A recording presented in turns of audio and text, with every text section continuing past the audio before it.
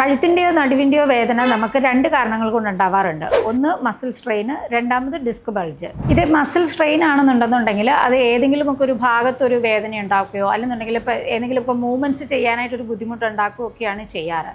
ഇതിന് വളരെ സിമ്പിളായിട്ട് നമുക്ക് ഒരു 3-4 ദിവസത്തെ ഫിസിയോതെറപ്പി അല്ലെങ്കിൽ ഹോട്ട് ആൻഡ് കോൾഡ് ട്രീറ്റ്മെൻറ്റ് അല്ലെങ്കിൽ എന്തെങ്കിലും ഒരു മെഡിക്കേഷനൊക്കെ എടുത്താൽ അത് സിമ്പിളായിട്ട് മാറാവുന്നതേ ഉള്ളൂ. ഇതൊരു ഡിസ്കിൻ്റെ ഇഷ്യൂസ് ആണെന്നുണ്ടെന്നുണ്ടെങ്കിൽ അത് ആ കഴുത്തിലോ അല്ലെങ്കിൽ നടുവിലോ ഉണ്ടാകുന്ന വേദന അതിശക്തമായ വേദന വരികയും അത് കാലിലേക്ക് അല്ലെന്നുണ്ടെങ്കിൽ കയ്യിലേക്കൊക്കെ ആ വേദന ഇറങ്ങുകയും ആ ഭാഗത്ത് തരിപ്പ്, മരവിപ്പ് അങ്ങനെയൊക്കെ ഉണ്ടാവാറൊക്കെ ചെയ്യാറുണ്ട്.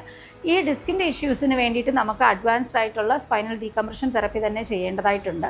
ആ തെറപ്പി മൂലം നമുക്ക് ഡിസ്ക് ഹെൽത്ത് ഇമ്പ്രൂവ് ചെയ്യാനായിട്ട് സാധിക്കും. അതിനുശേഷം ഫിസിയോതെറപ്പി ചെയ്ത് മസിൽസ് സ്ട്രെങ്തൻ ചെയ്ത് കഴിഞ്ഞാൽ വളരെ നാളത്തേക്ക് നമുക്ക് ഈ ഒരു ബുദ്ധിമുട്ടുകൾ ഒഴിവാക്കാനും ഒരുപക്ഷെ നമുക്ക് സർജറിയിൽ പോലും ഒഴിവാക്കാനായിട്ട് നമുക്ക് സാധിക്കും.